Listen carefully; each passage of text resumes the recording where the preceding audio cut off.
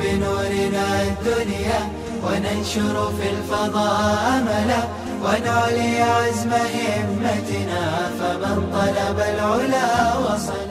بسم الله الرحمن الرحيم. الحمد لله رب العالمين والعاقبة للمتقين والصلاة والسلام على سيد الأنبياء والمرسلين سيدنا وحبيبنا وحبيب رب العالمين محمد وعلى آله وأصحابه ومن هدى بهديه إلى يوم الدين.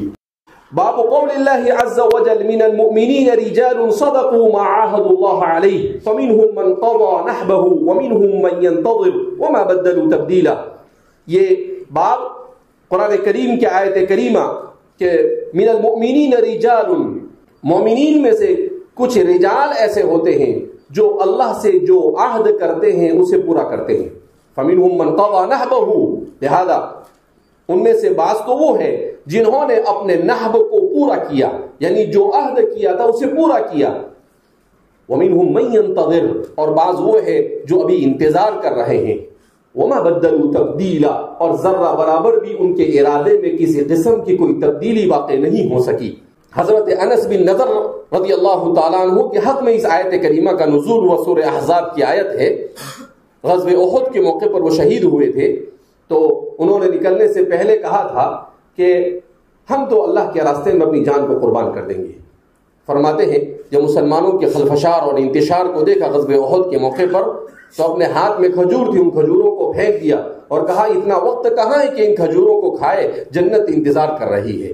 اور پھر اندر گئے، ایسے لڑے کہ وہ کیا ہو گئے، شہید ہو. قرآن نے انہی کے بارے میں کہا فَمِنْهُمْ مَنْ قَضَى نَحْبَهُ، کہ ان میں سے بعض تو وہ ہے جنہوں نے اپنے ٹارگیٹ کو پا لیا، جنہوں نے کہا کہ بھائی جان دے دیں گے، جان دی ہوئی اس کی تھی اسی کو دے دیں گے. کہا ایسا کہہ کر ابھی کہا کہ انہوں نے پوری کر دیا. اور ان کے ساتھ ان کے بعض دوست تھے تو وہ شہید نہیں ہوئے لیکن ڈٹ کر لڑے. تو قرآن کہتا ہے وَمِنْهُمْ مَن يَنتَظِرُ، اور جو دوسرے ہیں وہ انتظار کر رہے ہیں کہ کب ہمیں موقع آئے اور ہم بھی انس بن نضر کی طرح اپنی جانوں کو اللہ کی نظر کر دیں. تو فرماتے ہیں کہ اس آیت کریمہ کی بڑی اہمیت ہے. وبه قال حدثنا محمد بن سعيد الخضاعي قال حدثنا عبد الأعلى عن حميد قال سألت أنسا رضي الله عنه وحدثني عمرو بن زرارة قال حدثنا زياد قال حدثني حميد الطويل عن أنس بن مالك رضي الله عنه وعنهم أجمعين قال غاب عمي أنس بن النضر عن قتال بدر، کہ میرے چچا حضرت انس بن نضر یہ بدر کے قتال میں نہیں شریک ہو سکے، غائب رہے، نہیں شریک ہو سکے، اس لیے کہ وہ رسول اللہ صلی اللہ علیہ وسلم تعاقب عیر قریش میں نکلے تھے. آپ صلی اللہ علیہ وسلم جنگ کے ارادے سے نکلے ہی نہیں تھے، لہذا تمام صحابہ اس میں شریک نہیں ہوئے. فقال یا رسول اللہ، تو انہوں نے کہا اللہ کے رسول صلی اللہ علیہ وسلم غبت عن اول قتال قاتلت المشرکین، کہ سب سے پہلا قتال اور جنگ جو آپ نے مشرکین کے ساتھ کی میں اس میں شریک نہیں ہو سکا، میں اس سے غائب رہا. لئن اللہ اشہدنی قتال المشرکین لیرین اللہ ما اصنع، اگر اللہ رب العزت مشرکین کے ساتھ کوئی اور موقع فراہم کرے مجھے شرکت کا، تو اللہ رب العزت دیکھ لیں گے کہ میں کیا کر کر دکھاتا ہوں. حضرت انس بن نضر بڑے دلچسپ اور انتہائی حیرت انگیز صحابی تھے. عجیب عجیب ان کے واقعات کتابوں کے اندر میں ملتے ہیں. حالانکہ احد میں شہید ہو گئے. فلما كان يوم احد، پھر جب یوم احد ہوا، وانکشف المسلمون، اور مسلمان یہ دو چار ہوئے. انکشف ای انہزم، یعنی کچھ دیر کے لیے مسلمان ہزیمت کے قریب پہنچے. قال، تو کہا اللہم انی اعتذر الیک مما صنع هؤلاء یعنی اصحابہ، وابرأ الیک مما صنع هؤلاء یعنی المشرکین، ثم تقدم. فرماتے ہیں کہ جب احد کا دن ہوا اور مسلمان کسی موقع پر ہزیمت سے دو چار ہوئے، تو آپ کہنے لگے اے اللہ، یہ بعض لوگ جو بھگدڑ میں آگے پیچھے ہو رہے ہیں، میں ان کے سلسلے میں آپ سے معذرت چاہتا ہوں. کہا کہ میں ان لوگوں میں سے نہیں، میں تو نہیں بھاگنے والا. وَأَبْرَأُ إِلَيْكَ مِمَّا صَنَعَ هَؤُلَاء، اور یہ مشرکین نے جو ہمارے اتنے قیمتی اصحاب کو قتل کیا ہے، تو میں اس سے بھی آپ کے اے اللہ میں براءت ظاہر کرتا ہوں کہ بہت غلط کیا انہوں نے. ثم تقدم، پھر آگے بڑھے. فاستقبله سعد بن معاذ، تو انہیں سعد بن معاذ سے ان کی ملاقات ہو گئی. انصاری صحابی ہیں، بڑے مشہور ہیں، سردار تھے. فقال یا سعد بن معاذ، اور آپ نے کہا اے سعد بن معاذ، الجنہ ورب النصر ورب النظر، اے معاذ جنت جنت جنت انتظار کر رہی ہے، نظر کے رب کی قسم جنت انتظار کر رہی ہے. انی اجد ریحها من دون احد، میں جنت کی خوشبو کو احد کے پیچھے سے محسوس کر رہا ہوں. جنت کی خوشبو آ رہی، بولے مجھے. کیسے لوگ تھے؟ فقال سعد، تو حضرت سعد فرماتے ہیں فما استطعت یا رسول اللہ ما صنع، اللہ کے رسول صلی اللہ علیہ وسلم جو انہوں نے کیا میں وہ نہیں کر سکا، جو انہوں نے کیا وہ میں نہیں کر سکا. قال انس، یعنی وہ تو گئے اور ایسے گھمسان کے اندر میں گھس گئے اور لڑتے رہے بہت دیر تک، اور آخر میں کیا ہو گئے؟ شہید ہو گئے. مجھ سے ایسا ہو سکا نہیں. قال انس، حضرت انس فرماتے ہیں فوجدنا به 87 ضربة بالسيف او طعنة بالرمح او رمية بسهم، کہا ہم نے ان کے بدن پر 80 سے زیادہ زخم دیکھے، تلوار کے، نیزے کے اور تیر کے 80 سے زیادہ پورے ان کے بدن کے اوپر زخم لگے ہوئے تھے، چھلے ہو گئے تھے. کیوں؟ اس لیے کہ بہت دلیری اور بہادری کے ساتھ لڑے تھے وہ.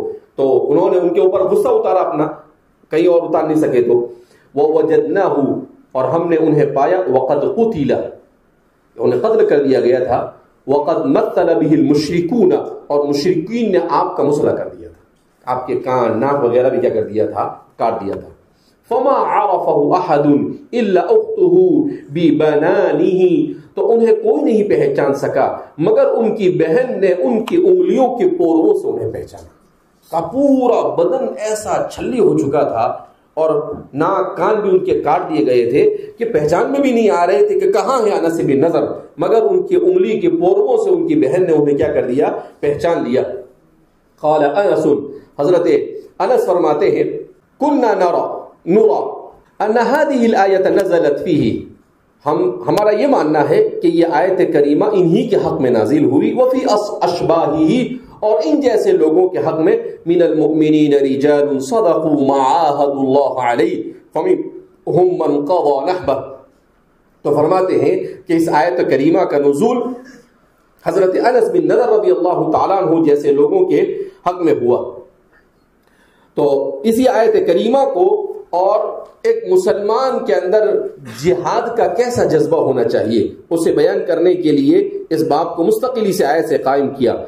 وقال ان اختہ وہی تسمى ربیع، ان کی بہن جن کا نام ربیع بن نضر تھا، ربیع بنت النضر، کسرت ثنیت امرأۃ فامر رسول اللہ صلی اللہ علیہ، وہی قصہ ہے جو میں نے بتایا آپ کو کہ کسرت ثنیت امرأۃ، کہ ان کی بہن حضرت ربیع نے کسی عورت سے جھگڑا ہوا تو اس کے ثنایا کو توڑ دیے.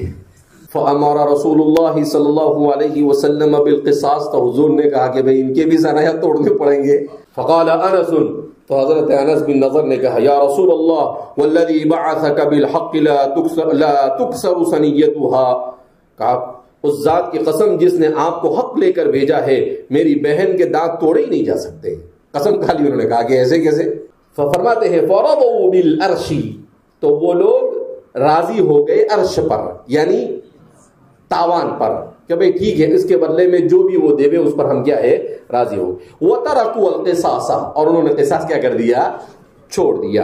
فقال رسول اللہ صلی اللہ علیہ وسلم، تو اس موقع پر حضور نے فرمایا ان من عباد اللہ من لو اقسم علی اللہ لابرہ، کہ اللہ کے بندوں میں سے کچھ ایسے ہوتے ہیں کہ اگر وہ اللہ پر قسم کھا لے تو اللہ ان کی قسم کو پورا کر دکھائے.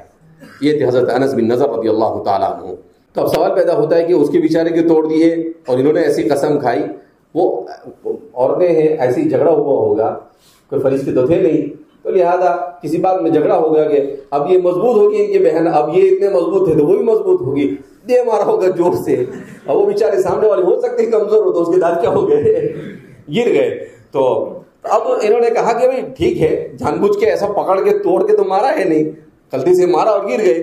تو ابھی اس کے یہ مضبوط ہے، مضبوط آدمی کے توڑنا بھی بہت مشکل ہوتا ہے، اس کے کیسے توڑیں گے؟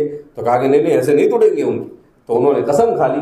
تو بہرحال ان کے ساتھ بھی ظلم نہیں ہوا، اس لیے کہ ان کو اس کا معاوضہ دے دیا گیا اور ان کے دانت بھی کیا ہو گئے، بچ گئے. تو حضور نے کہا کہ بھائی انس بن نضر تم تو بہت بھاری ہے، تم تو اللہ پر قسم کھاوے تو اللہ تمہاری قسم بھی کیا کر دے وے، پوری کر دے وے. وبه قال حدثنا ابو اليمان قال اخبرنا شعيب عن الزهري وحدثنا اسماعيل قال حدثني اخي عن سليمان وراه عن محمد بن ابي عتيق عن ابن شهاب عن خارجة بن زيد رضي الله أن زيد بن ثابت رضي الله عنه وعنهم أجمعين قال نسخت الصحف في المصاحف ففقدت آية من الأحزاب كنت أسمع رسول الله صلى الله عليه وسلم يقرأ بها فلم أجدها إلا مع خزيمة الأنصاري الذي جعل رسول الله صلى الله عليه وسلم شهادته شهادة رجلين وهو قوله من المؤمنين رجال صدقوا ما اللہ علیہ. اب لگے ہاتھ اس آیت کریمہ کا تدوین مصحف کے وقت جو واقعہ پیش آیا اسے بھی بیان کر دیا.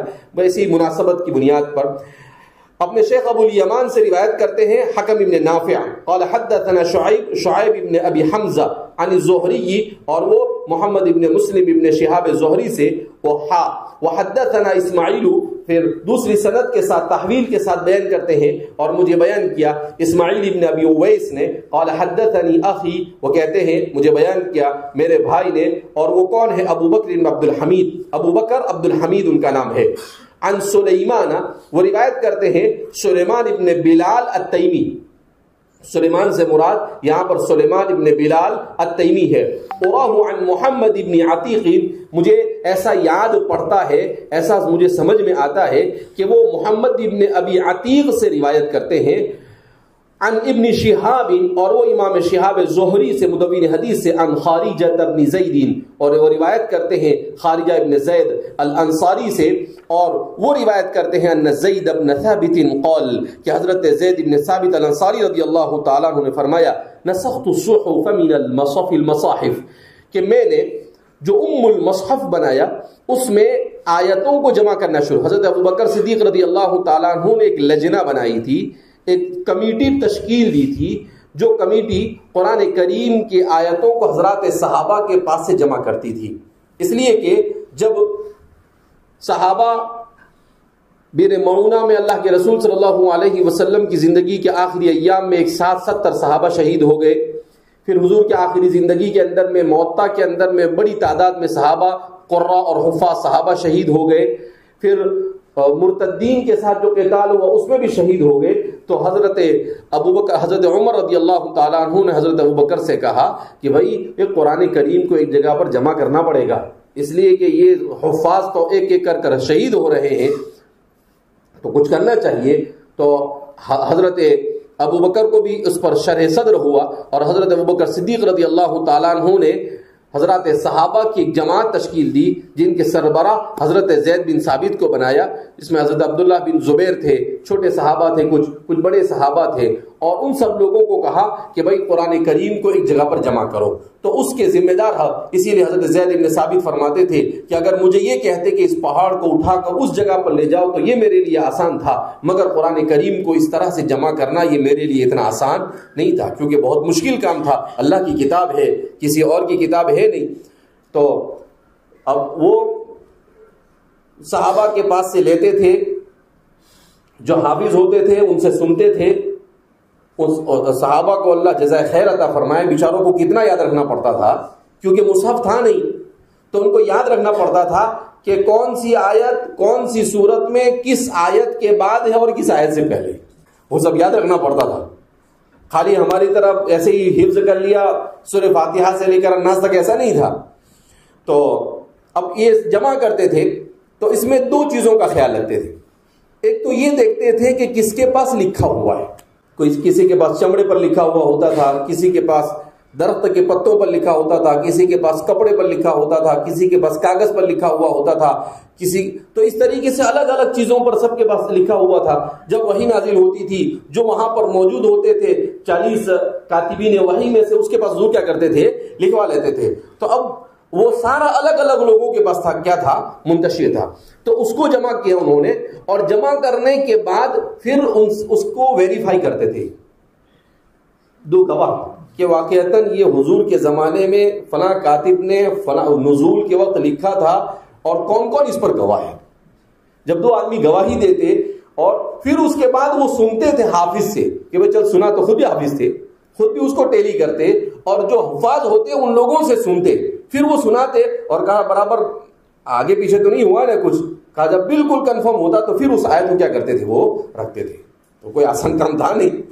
تو یہ کام حضرت تو فرماتے ہیں جب ہم اس عمل میں لگے ہوئے تھے فَفَقَدْتُ آیَةً مِّنَ الْأَحْزَابِ، تو سورہ احزاب کی ایک آیت ہمیں کہیں پر ملی نہیں، یعنی لکھی ہوئی یاد تو تھی سب کو مگر وہ لکھی ہوئی کہیں پر مل رہی نہیں تھی. كنت اسمع رسول اللہ يقرأه، میں حضور کو سنتا تھا کہ حضور نماز میں وغیرہ میں ادھر ادھر پڑھتے تھے اسے جب بھی موقع ہوتا تھا. فلم اجدها، تو نہیں پائے ہم نے کہیں پر لکھی ہوئی الا مع خزیمہ، ہاں مگر وہ روایت کو ہم نے پایا حضرت خزیمہ بن ثابت کے پاس. الذي جعل رسول اللہ شہادته شہادت رجلین، کہ جن کی شہادت ایک آدمی کی شہادت کو دو کے برابر قرار دے دیا تھا. تو اچھا کوئی گواہ بھی نہیں، یہ اکیلے ہی، اور اتفاق سے ان کے پاس ملی اور حضور نے ان کی شہادت کو بھی دو شہادت کے برابر قرار دیا تھا. تو میرے لیے بھی کوئی پریشانی اتنی ہوئی نہیں کہ بھئی چلو دوسرے کسی کے پاس ملتی اور گواہ نہیں ملتے تو مسئلہ ہوتا.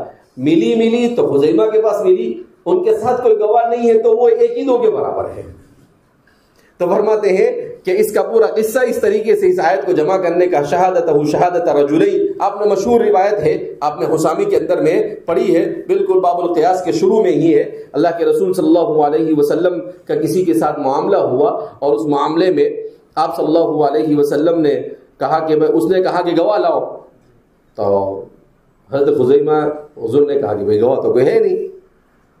تو حضرت خزیمہ نے کہا کہ میں گواہ ہوں. حضور نے کہا آپ تو تھے نہیں وہاں پر. کہا جب آپ نے یہ کہا کہ ایک اللہ ہے اور میں اللہ کا رسول ہوں، اتنی بڑی چیز پر جب ہم نے آپ کو سچا مان لیا تو آپ اس چھوٹی سی چیز میں کیسے جھوٹ بول سکتے ہیں؟ کا سوال ہی نہیں پیدا ہوتا ہے.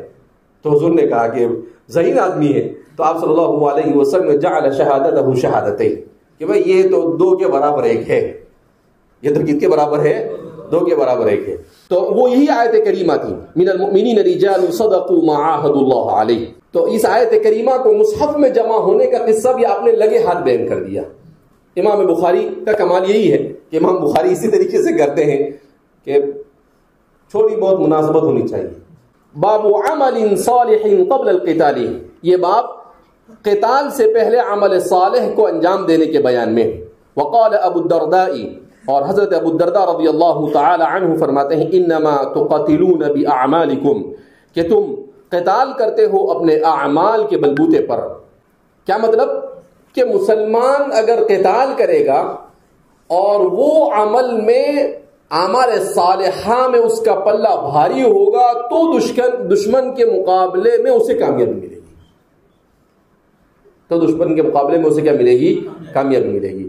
اللہ حضرت عمر رضی اللہ تعالیٰ عنہ کے زمانے میں ایک مرتبہ نصارہ جو ہے ان لوگوں نے ایک اسکیم بنائی کہ اپنی خوبصورت عورتوں کو، مسلمانوں کا لشکر ایک جگہ سے گزرنے والا تھا تو اپنی خوبصورت عورتوں کو نیم برہنہ راستے میں کھڑا کر دیا تاکہ جب وہاں سے گزرے تو وہ ان کے فتنے میں کیا ہو جائے؟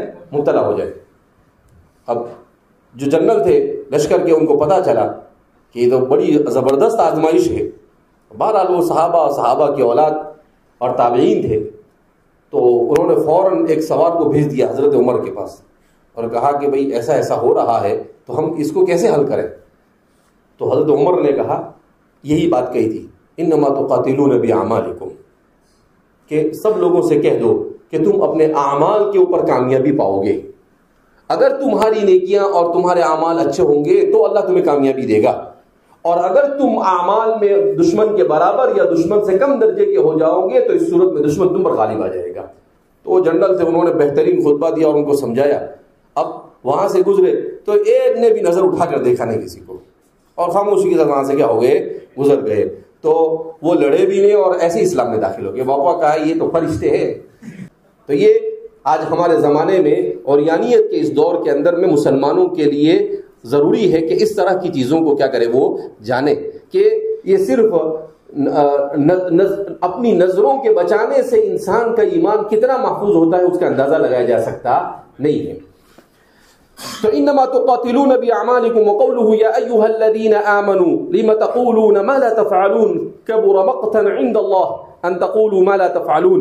تو فرماتے ہیں کہ قرآن کریم میں بھی اللہ فرماتے ہیں ایمان والو تم لما تقولون ما لا تفعلون، جو نہیں کرتے اسے کیوں کہتے ہو؟ کہ تم کہتے کچھ ہو اور کرتے کچھ کا، ایسا نہیں. جو کہے اس پر خود پہلے عمل کرنے کا.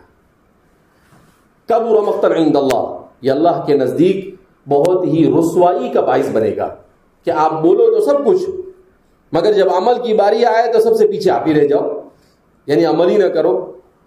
تو کہا کہ یہ مناسب بات نہیں ہے. خاص طور پر وہ وعاظ جو بھاری تقریر کرتے ہیں کہ 2 3 گھنٹے تک، اور پھر خود ہی نماز نہیں پڑھتے اور پھر خود ہی اس کے اوپر عمل نہیں کرتے ہیں، خالی ہدیہ بٹورتے رہتے ہیں، تو وہ لوگ بھی اس کے اندر میں شامل ہوتے ہیں. تو آدمی کو تقریر کرے اور اس پر عمل کرنا چاہیے. حضرت تھانوی رحمۃ اللہ علیہ کے فرماتے کہ بعض مرتبہ شیطان کیا کرتا ہے، ایسا کہتا ہے کہ یار وہ دکھاوے کے لیے ہو جاتا ہے، تو کہا نہیں، صرف اس ڈر سے چھوڑنا یہ بھی غلط ہے. تو آدمی تقریر کرے اور عمل کی کوشش کرے، اگر اس کے بعد کچھ کمی ہو جائے تو اللہ معاف کر دے گا، لیکن بالکل کوشش نہ کرے، خالی پیسے بٹورنے کے لیے کرے تو یہ صحیح نہیں. تو پھر وہ اس طرح کی وعید کے اندر میں کیا ہو جاتا ہے، شامل ہو جاتا ہے. اللہ حفاظت فرمائے. وبه قال حدثنا محمد بن عبد الرحيم قال حدثنا شبابة بن السوار الفزاري قال حدثنا إسرائيل عن أبي إسحاق قال سمعت البراء يقول أتى النبي صلى الله عليه وسلم رجل مقنع بالحديد فقال يا رسول الله أقاتل أو أسلم؟ قال أسلم ثم قاتل. فأسلم ثم قاتل فقتل. فقال رسول الله صلى الله عليه وسلم عمل قليلا وأجر كثيرا. امام بخاری اپنے شیخ محمد ابن عبد الرحیم الصائقہ المشہور بالصائقہ، صائقہ سے مشہور تھے یہ. قال حدثنا شبابة بن السوار، وہ روایت کرتے ہیں کہ ہمیں بیان کیا شبابہ ابن السوار الفزاری نے. قال حدثنا اسرائیل، وہ کہتے ہیں کہ ہمیں بیان کیا اسرائیل ابن یونس نے. عن ابی اسحاق، وہ روایت کرتے ہیں کہ ابو اسحاق عمرو بن عبداللہ السبیعی نے روایت کیا. قال سمعت البراء بن عازب، وہ کہتے ہیں کہ ہم نے حضرت براء بن عازب رضی اللہ تعالیٰ عنہ کو یہ کہتے ہوئے سنا کہ اتى النبی صلی اللہ علیہ وسلم رجل مقنع بالحدید، کہ ایک آدمی رسول اللہ صلی اللہ علیہ وسلم کی خدمت اقدس میں حاضر ہوا اس حال میں کہ اوپر سے لے کر نیچے تک اس نے زرہ پہن رکھی تھی، پورا کے پورا. اور اس کے بعد انہوں نے کہا فقال، اور کہا یا رسول اللہ، اللہ کے رسول صلی اللہ علیہ وسلم اقاتل او اسلم، کہ میں پہلے قتال کروں یا پہلے مسلمان ہو جاؤں. یعنی بالکل حدیث و عہد، ابھی مسلمان ہو رہے تھے، یعنی اسلام قبول کر رہے. قال اسلم ثم قاتل، حضور نے کہا کہ بھئی اسلام قبول کرو پہلے، اس کے بعد قتال کرو. فاسلم، تو انہوں نے شہادت پڑھی، اسلام قبول کیا. ثم قاتل، اور پھر وہ قتال میں شریک ہو گئے. فقتل، اور شہید بھی ہو گئے. ادھر اسلام قبول کیا اور ادھر جا کر کیا ہو گئے، شہید ہو گئے. فقال رسول اللہ صلی اللہ علیہ وسلم، تو حضور نے بڑا تعجب کیا. حضور نے کہا عمل قلیلا واجر کثیرا، کہ عمل تو قلیل کیا مگر اجر بڑا پا گئے. کہا یہ بڑی قسمت والے نکلے بھائی. یہ تو کہا صرف زبان سے کلمہ پڑا اور جا کے، لیکن بہرحال قربانی بھی تو بڑی تھی نا. قربانی کیا دی انہوں نے. تو اللہ کے رسول صلی اللہ علیہ وسلم نے کہا تو یہ ہے اسلام کی اہمیت اور جہاد کی اہمیت، کہ آدمی اسلام ہے اور اسلام کے ساتھ تھوڑا سا بھی اس کو عمل کر لیتا ہے خلوص نیت کے ساتھ میں، تو وہ تھوڑا سا عمل بھی اس کو کہاں لے جاتا ہے، جنت میں. لہذا اپنے اسلام کی حفاظت اور اپنی نسلوں کے ایمان اور اسلام کی حفاظت کے بارے میں آدمی کو ہمیشہ فکر مند رہنا چاہیے. باب من اتاہ سہم غرب فقتلہ، کسی کوئی اجنبی تیر آئے اور اسے مار دے، اس کا کیا حکم ہے، وہ قتل کر دے یعنی شہید کر دے. وہ بھی قال حدثنا محمد بن عبد الله قال حدثنا حسين بن محمد ابو احمد قال حدثنا شيبان عن قتادة قال حدثنا انس بن مالك ان ام الربيع بنت البراء وهي ام حارثة بن سراقة اتت رضي الله عنها وعنهم اجمعين اتت النبي صلى الله عليه وسلم فقالت يا نبي الله الا تحدثني عن حارثة.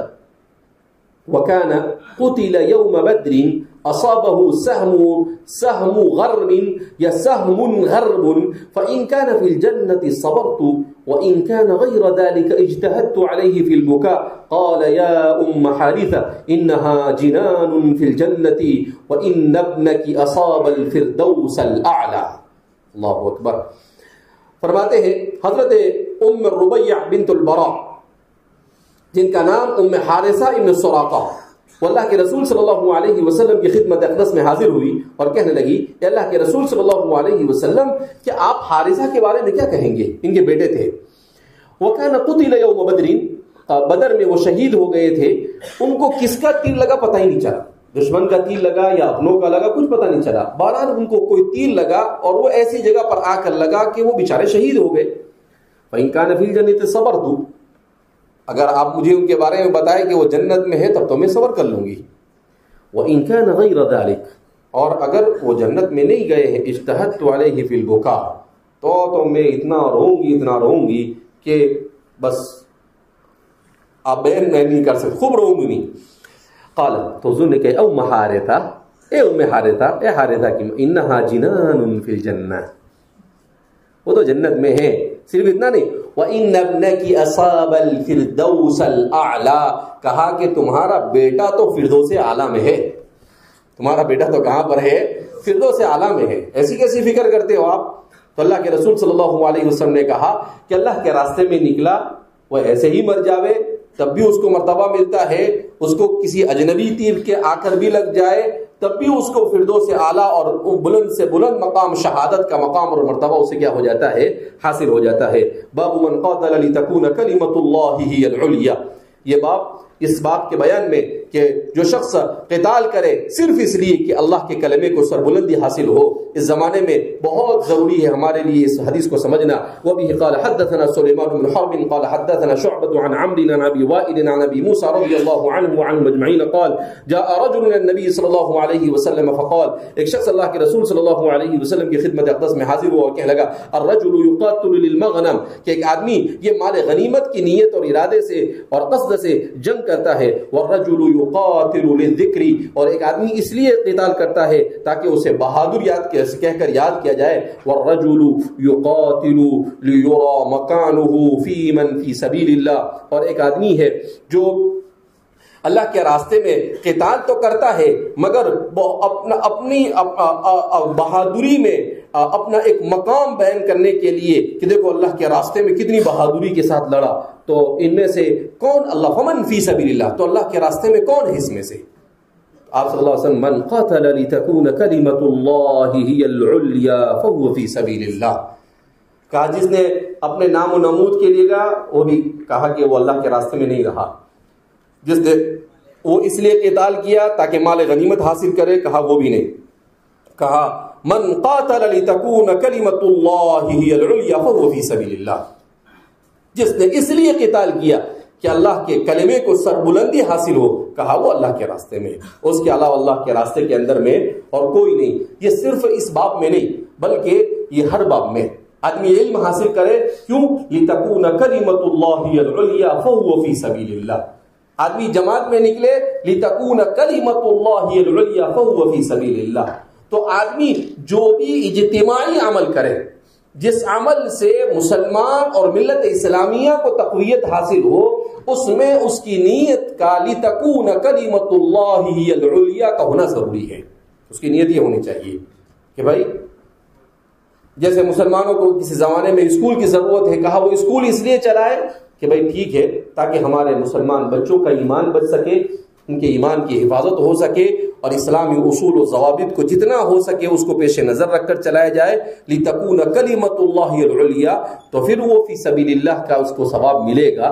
مدرسہ چلاتا ہے صرف اس لیے کہ نام و نمود کے لیے یا کسی اور غرض نہیں، لتكون کلمۃ اللہ العلیٰ. تو جتنے بھی اجتماعی کام انسان انجام دیتا ہے جس کا تعلق کہیں نہ کہیں سے مل کر ملت اسلامیہ سے، امت سے یا دین سے جڑتا ہے، تو پھر وہ اس کے لیے اس نیت کا ہونا ضروری ہے کہ بھائی میرا نام ہو یا نہ ہو، مجھے کوئی یاد کرے یا نہ کرے، مجھے مال و دولت ملے یا نہ ملے، مجھے عہدہ اور منصب ملے یا نہ ملے، مگر اللہ کے دین کو سربلندی حاصل ہو، تو فرماتے ہیں کہ وہ اللہ کے راستے میں ہوگا، ورنہ اللہ کے راستے میں شمار کیا جائے گا نہیں۔